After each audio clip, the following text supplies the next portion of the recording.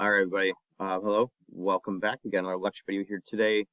Lecture video number 1, technically, for chapter 14 here. So we're going to start out today kind of picking up a little bit where we left off with in class with now the other half. Now, if you remember, the last thing we talked about in class was this idea of strong acids versus weak acids, right? And there's a very distinct difference between the two of them, wherein that for strong acids, it's an acid that dissociates or ionizes completely, and that's the big word here, completely in solution, which means that only the products are forming, right? Only the products are forming, which is why we've got the single-sided arrows in both of these reactions here.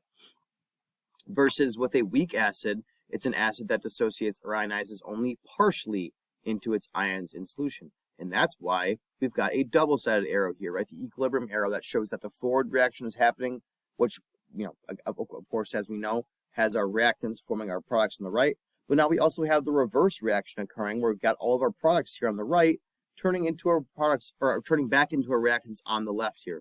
So that just means every single 4 of these pieces here are present in our solution versus only these two on the right-hand side, the H plus and the Cl minus, are present particles in the solution for a strong acid. So it's a big difference there. Now, the same thing is going to kind of be the case here, guys, with a strong base here.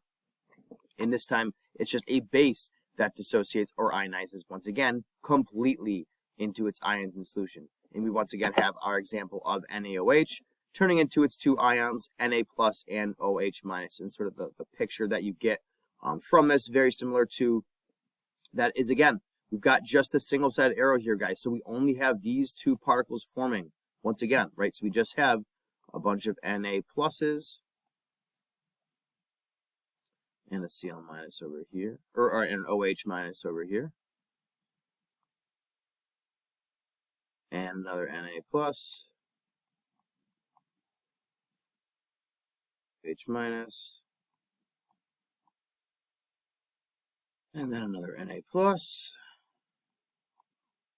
You should be drawing all this stuff too on your end, and another OH minus over here, guys. So we've got all of these different particles present in the solution. And again, it's just these 2 particles. It's just a bunch of Na pluses and a bunch of OH minuses, right? We only have these 2 substances forming in this reaction because, again, we have a single-sided arrow because this substance here is a strong base that dissociates completely into its ions. There's no reverse reaction happening here at all, okay? So only the forward reaction is happening.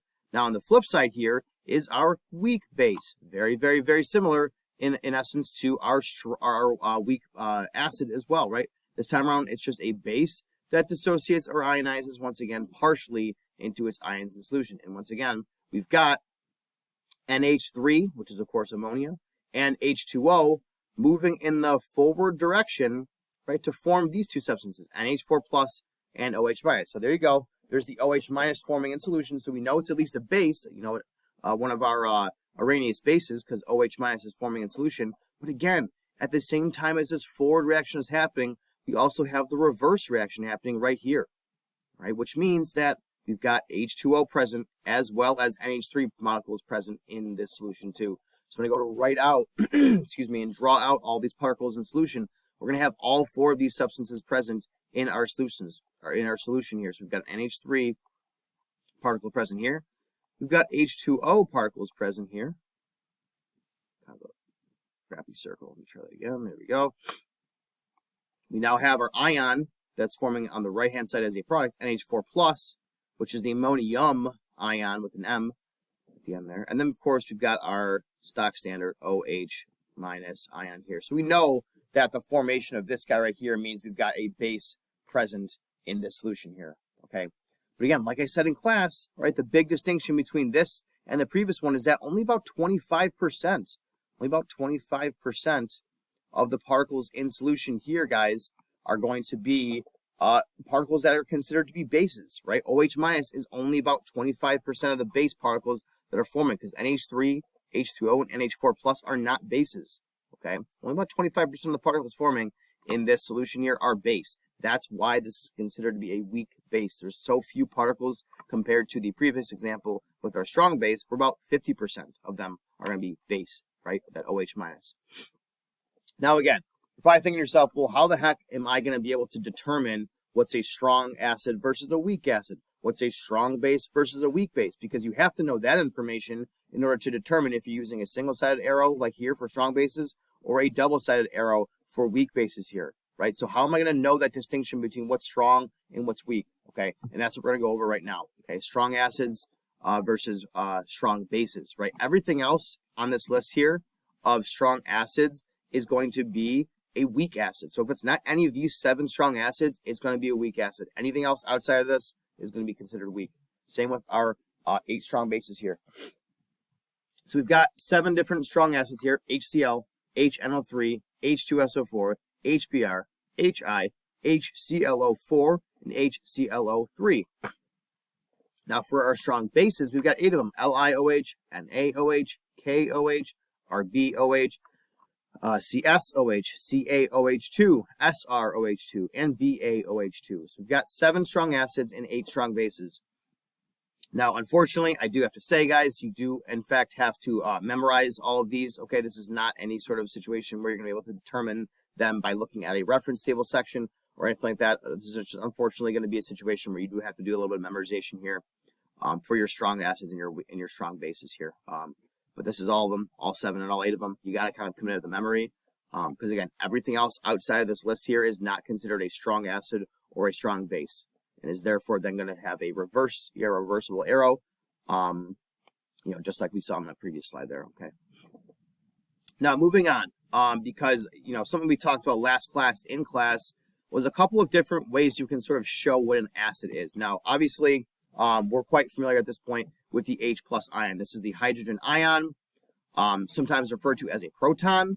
And of course, as we know, as of right now, the presence of the H+ ion is indicative of an acid being present in that solution, right? This is exactly what the definition is of an Arrhenius acid. An Arrhenius acid is a substance that produces H+ ions in solution. Boom, that's it. Okay, so if this guy shows up anywhere in a reaction on the right-hand side as a product or in a solution, whatever, you know it's an acid, okay? But so is this thing here. Okay, so is this thing. This is called the hydronium ion. This is an H3O+ formula. Also indicates an acid being formed. So if you see this also cropping up on the right-hand side of a reaction acting like a product, this is going to also be indicative of an acid solution you've got in front of you. In plain and simple, guys, this just forms whenever this H+ ion here, this hydrogen ion, bonds to water. And so what the formula kind of comes from is this sort of miniature reaction here, where you've got an H+ ion, an H2O molecule, kind of bonding together. They're kind of, they're floating around. Sometimes they kind of just stick together, and this H+ ion is going to get sort of latched on to the H2O molecule, forming the H3O+ polyatomic ion, which is known as the hydronium ion, H3O+. Okay, so that's basically the only key difference here, guys. Both of them indicate acid. So if you see H+, you know it's acid. If you see H3O+, you also know that that's acid. They're both pretty much the exact same thing. Just one has, no water molecule attached to it. The other one has that water molecule attached onto it. And of course, our last and final thing here is the hydroxide ion, which is the OH- ion. Of course, as we know, indicates base. And there's nothing really to write home about when it comes to the hydroxide ion. It's something you guys have seen numerous times that have come up in the past. We've talked about the, ionic compounds formula, unit, and all that good stuff. But again, the reason why I kind of wanted to flesh all 3 of these out on this slide here is because they all kind of sound a little bit similar, right? Hydrogen, hydronium, hydroxide. They all kind of sound a little bit the same. And I wanted to use this opportunity now to kind of make some very, very key distinct differences between hydrogen, hydronium, and hydroxide. Okay, H+, H3O, and OH-. Now, moving on to the other definition of what an acid or base can be. This is what's known as the Bronsted-Lowry definition.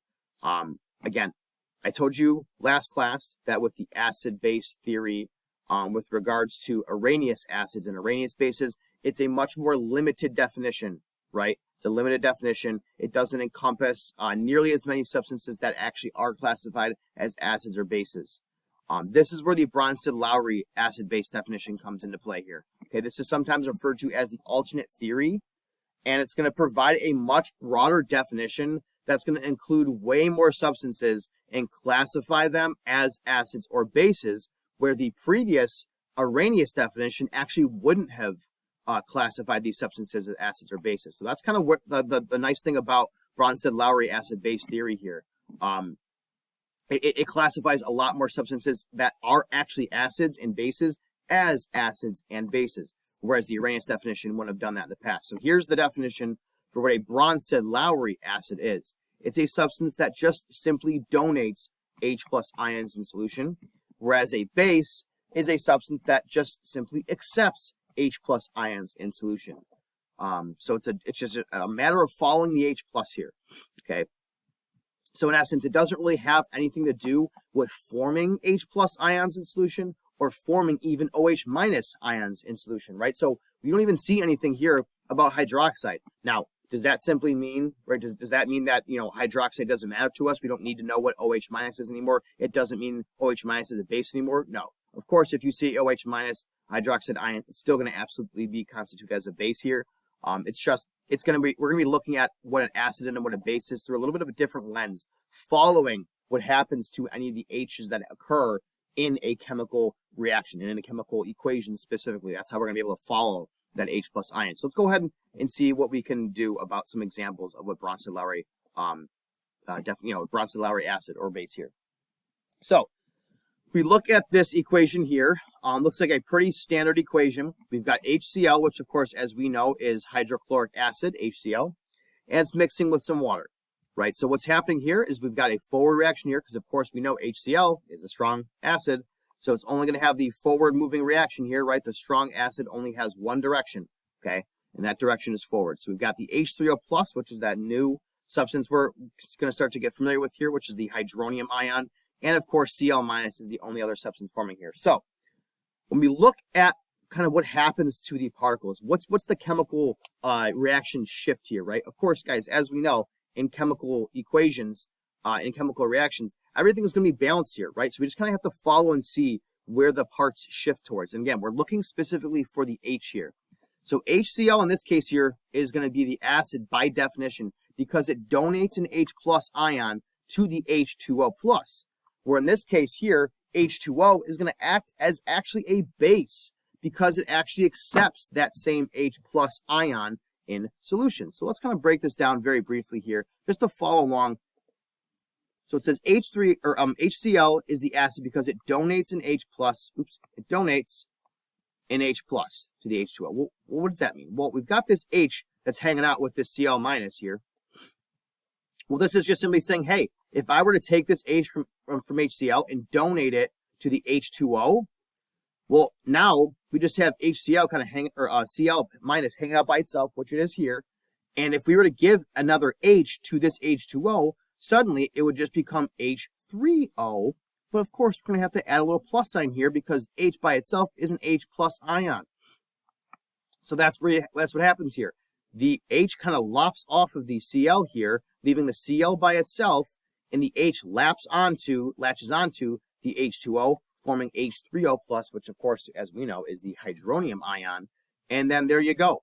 HCl is donating, meaning it's an acid. H2O is accepting, meaning it's the base. And there you go. That's the Bronsted-Lowry acid-base definition here. And here's another example of that. Remember how I said yesterday, guys, or the other day over the week, or before the weekend, where I said, hey, NH3, that's listed as that's listed as a base on your table in your reference table, but there's no OH present in there, right? Because one of the best, telltale signs for us to determine if a substance is an acid, or I guess in this case more specifically a base, is the presence of that OH-. If you see OH-, it's a base. So here we go, and this is why it's a base, guys, because of the fact that the NH3 is actually accepting an H+ ion. And where's it accepting it from? It's going to be accepting it from the H2O that's present here on the left-hand side as a reactant. So what happens is one of the H's from H2O kind of lops off of the H2O, and now we've got OH- left behind. But where does this extra H come from? Or rather, where does it go? It jumps right onto the NH3 to form NH4 with a plus sign, of course, because it's an ion now. So there you go. NH3 is accepting, which means it's a base. H2O is donating, which means it's an acid, and there you go. Now I'm just going to kind of throw, guys, all of these additional things on the screen here. So make sure you are pausing in order to get the rest of these notes down. We'll talk more about these in class here, and there you go.